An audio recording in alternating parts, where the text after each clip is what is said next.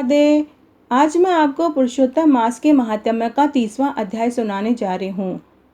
नारद जी बोले, हे तपोनिधे, आपने पहले पतिव्रता स्त्रियों की प्रशंसा की, अब आप उनके सब लक्षण मुझे बताइए। सूत जी बोले, हे ब्राह्मण, नारद जी के इस प्रकार पूछने पर पुरातन मुनि बद्री नारायण पतिव्रता स्त्रियों के सब लक्षण कहने लगे। श्री नारायण बोले, हे नारद सुनो, मैं पतिव्रता स्त्रियों के उत्तम धर्म को कहता हूँ। पति चाहे कुरूप हो, बुरे आचरण वाला हो, श्रेष्ठ स्वभाव वाला न हो, रोग से पीड़ित हो, पिशाच हो, क्रोधी हो, मदिरा पीने वाला हो, वृद्ध हो, मूर्ख हो, गूंगा हो, अंधा हो, बहरा हो, काणा हो, रुद्र रूप हो, दरिद्र हो, कृपण हो, निंदित हो, दीन हो, धूर्त हो, दूसरी स्त्रियों के आसक्त में हो, तो भी साध्वी नारी को कर्तव्य है कि मन वचन कर्म से पति की देवता समान पूजा करे। किशोरी हो, युवती हो, चाहे वृद्ध हो, किसी भी स्त्री को पति के प्रतिकूल अपनी इच्छा से स्वतंत्रतापूर्वक कभी भी कुछ भी कार्य नहीं करना चाहिए। अहंकार, काम तथा क्रोध को त्याग कर पति का सदा मनोरंजन करती रहे, अन्य किसी दूसरे के मन को कभी भी प्रसन्न न करे। जो स्त्री पर पुरुष की तिरछी चितवन से, लुभावने मीठे वचनों से, छेड़ाछाड़ी से, मेला तमाशे की भीड़ भाड़ से, धक्का मुक्की में भी स्पर्श होने पर विकार युक्त न हो, तो उस स्त्री के शरीर पर जितने रोंगटे होते हैं वह उतने ही 1000 वर्ष स्वर्ग में निवास करती है। जो स्त्री दूसरे पुरुष के द्वारा दिए गए वैभव के लालच में न आकर अपने ही पति के प्रेम करे और मन कर्म वचन से पर पुरुष से आलिंगन न करे, वही स्त्री लोक विभूषित सती है। कूटनी द्वारा चापलूसी करने पर, जबरन घेरने पर, कपड़े गहनों के लालच में न आकर जो भी नारी विकार युक्त नहीं होती वह सती है। जो पर पुरुष के देखने पर उसे आप न देखे, दूसरे के हंसने पर स्वयं न हंसे, आवाज कसी करने पर बोले नहीं, वही श्रेष्ठ लक्षणों वाली साध्वी नारी है। रूप और यौवन से भरपूर तथा नृत्य और गाने से योग्य होने पर भी अपने ही समान कुशल युवक को देखकर जिस स्त्री के चित्त में कोई विकार उत्पन्न नहीं होता वही सती है। सुंदर, जवान, मनमोहक, मदमाती, नवेलियों को रिझाने वाले ऐसे नवयुवक के मिलने से जिसका मन विचलित नहीं होता वही पतिव्रता है। पतिव्रता स्त्रियों को पति के सिवाय अन्य कोई देवता, मनुष्य, गंधर्व प्यारा नहीं होता। अतः पत्नी का कर्तव्य है कि कभी भी अपने पति का अप्रिय न करे। जो पति के पीछे आप भोजन करे, पति के दुख से आप दुखी हों, उसके प्रसन्न होने पर प्रसन्न होए, पति के परदेश जाने पर साधारण वस्त्र पहने, पति के सो जाने पर सोवे, पति से पहले उठे, पति के मर जाने पर अग्नि में प्रवेश कर चाहे सती हो जाए परंतु अपने मन में किसी दूसरे पुरुष की इच्छा न करे, वही पतिव्रता है। सास ससुर के प्रति भक्ति भाव रखे, पति के प्रति सदैव श्रद्धा रखे, धर्म कार्य में अनुकूल रहे, धर्म कार्य के निमित्त द्रव्य संचय करे, दिन भर घर के काम धंधे में लगी रहे, खेत वन और गांव से घर आए वर्ता को देखकर उठकर आसन देवे, जल देकर स्वागत करें, सदा प्रसन्न रहे, समय पर भोजन तैयार करे, भोजन करते समय पति कभी कटु वचन न बोले, पत्नी को आसन, भोजन व दान देने से, सम्मान करने से और मधुर भाषण में सदा तत्पर रहना चाहिए। घर खर्च के लिए जो धन स्वामी ने दिया हो उसे घर घर चलावे, अपनी बुद्धि से कुछ बचा भी लेना चाहिए। दान के लिए दिए हुए द्रव्य में से लोभवश अपने पास तनिक भी न रखें। भर्ता की आज्ञा के बिना अपने बांधों को धन न दे। असंतोष रखना, दूसरे पुरुष के साथ संलाप, आहार विहार, व्यापार संबंधी वार्ता, ठहाका मारकर हंसना, अत्यंत क्रोध करना, नाक मुंह सिकोड़ना, गुस्से से भरी रहना, यह सब पतिव्रता नारी को छोड़ देना चाहिए। पति जो वस्तु न खावे न पीवे उसको पतिव्रता स्त्री को भी त्याग देना चाहिए। तेल लगाना, स्नान करना, शरीर में उपटन लगाना, दांतों की शुद्धि पतिव्रता स्त्री पति की प्रसन्नता के लिए नित्य करे। हे मुने, त्रेता युग से स्त्रियों के मासिक धर्म होता चला आया है। अतः स्त्री उस दिन से 3 दिन छोड़कर चौथे दिन गृह कार्य के लिए शुद्ध होती है। पहले दिन चांडालिनी, दूसरे दिन घ्रमघातिनी और तीसरे दिन धोबिन रहती है। चौथे दिन वह शुद्ध होती है। स्नान, शौच, गाना, रोना, हंसना, सवारी पर चढ़ना, मालिश कराना, सहेलियों के साथ जुआ खेलना, चंदन आदि लगाना, दिन में सोना, दातुन करना, मैथुन करना, पूजा पाठ करना, देवताओं को नमस्कार करना, यह सब कार्य रजस्वाला स्त्री न करे।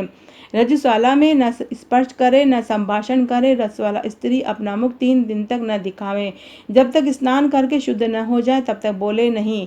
रजस्वाला स्त्री स्नान करके पर पुरुष को न देखे, प्रथम सूर्य को दर्शन करे, आत्मशुद्धि के लिए पंचगव्य पीवे, श्रेष्ठ नारी नियम से रहे, यही गर्भिणी हो जाए। गर्भवती स्त्री को भी कुछ पालन बताए गए हैं, वो इस प्रकार हैं।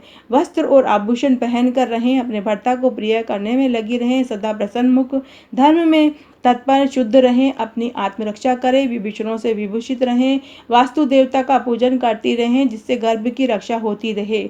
चरित्रहीन स्त्रियों से न बोलें, सूप की वायु शरीर में न लगावें, पराये घर में भोजन न करें, जिसके बच्चे होकर मर जाते हों ऐसी स्त्री के साथ न रहें, न पास बैठें, किसी भयंकर दृश्य को न देखें, कोई भयंकर कथा वार्ता न सुने, गरिष्ठ अत्यंत गर्म और कच्चा भोजन न खाएं जिससे अजीर्ण हो जाए।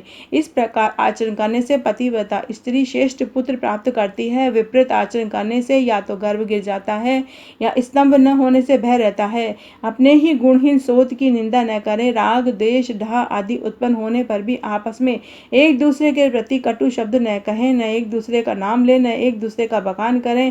सदा पति के निकट रहें, दूर न रहें।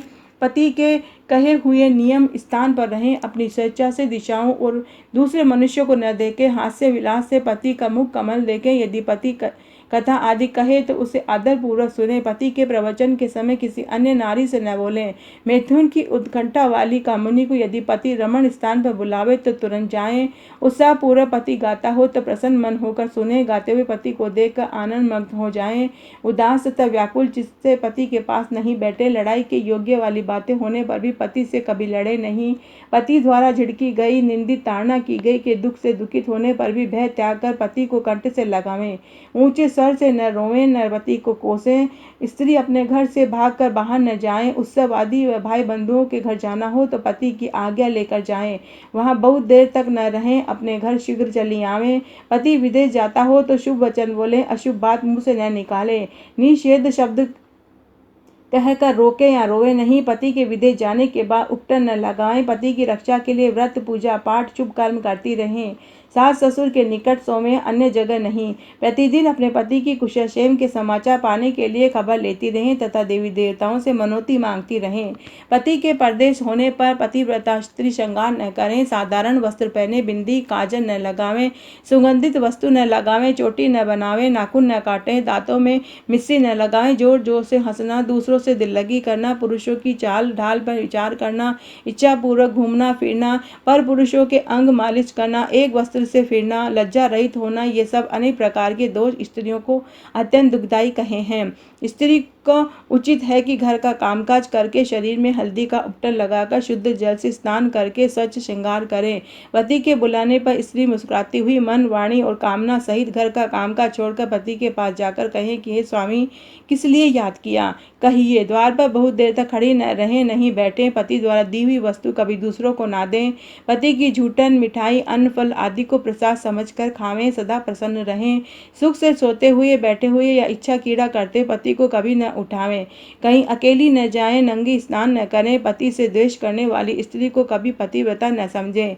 पतिव्रता उखल, मूसल, बुहारी, चक्की, चरखा आदि धैर्य इन पर कभी न बैठें।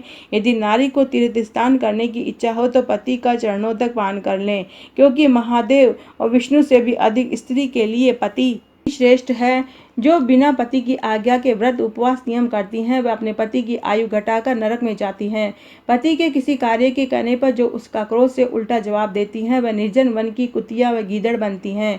स्त्रियों को श्रेष्ठ नियम यही है कि वह अपने पति के चरणों का पूजन करके भोजन करे। जो स्त्री अपने पति से छुपाकर मिठाई आदि खाती है वह वृक्ष के खोखले में सोने वाले क्रूर उल्लू होती हैं। जो अपने पति को छोड़कर एकांत में घूमती है वह गांव में सुअर या विष्ठा खाने वाली गोह बनती है। जो अहंकार से अपने पति से अप्रिय बोलती है वह गूंगी होती है।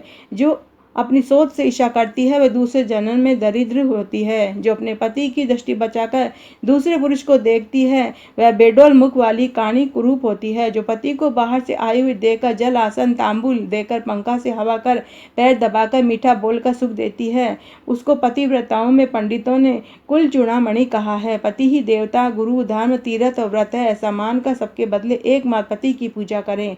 जैसे निर्जीव शरीर क्षण भर में अशुद्ध हो जाता है वैसे ही बिना पति के स्त्री स्नान कर लेने पर भी अशुद्ध ही रहती है। सब अमंगलकारी पदार्थों में विधवा नारी अमंगल कारक है। विधवा नारी के दर्शन करने से कभी भी किसी कार्य में सफलता प्राप्त नहीं होती। माता ही एकमात्र आशीर्वाद देने वाली होती है, तब माता के आशीर्वाद के अतिरिक्त अन्य विधवा स्त्री का आशीर्वाद न लें। बुद्धिमान मनुष्य को चाहिए कि अन्य दूसरों के आशीर्वाद को सर्प विष के समान समझे। पंडित लोग विवाह के समय कन्या को जीवन मरण पर्यंत पति के ही संग रहने की प्रतिज्ञा कराते हैं। पतिव्रता स्त्री को अपनी परछाई के समान सदा पति के अनुकूल रहना चाहिए। जैसे सर्प पकड़ने वाला बल पूरे बिल के अंदर ही सर्प को निकाल देता है, वैसे ही सती नारी अपने पति को यमदूतों से छुड़ाकर स्वर्ग को ले जाती है। यमराज के दूत सती नारी को पति के पास देकर चाहे वह कैसा भी पापाचारी पतित क्यों न हो, छोड़कर दूर ही भाग जाते हैं।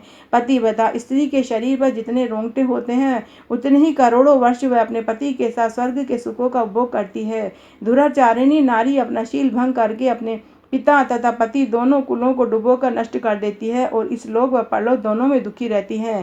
प्रारब्ध बस पति के परलोक गमन के अनंतर जो उसका अनुकरण नहीं करती, ऐसा स्थिति में उसे अपने शील की रक्षा करनी चाहिए, क्योंकि शील भंग होने से अधपतन होता है और उसके पिता और पति के कुल के पितरेश्वरों का स्वर्ग में रहते हुए भी पतन हो जाता है, इसमें संशय नहीं है। विधवा स्त्री का बालों में जूड़ा बांधना पति को बांधना कहा है, इसलिए विधवा स्त्री सिर पर बाल न रखें, सदा एक बार ही भोजन करें, कभी पलंग पर न सोएं। पलंग पर सोने से उसका पति स्वर्ग से नीचे गिरता है, अतः पृथ्वी पर ही सोना चाहिए। शरीर पर उपटन लगाना, पान चबाना, सुगंधित वस्तु का सेवन करना सब वर्जित है।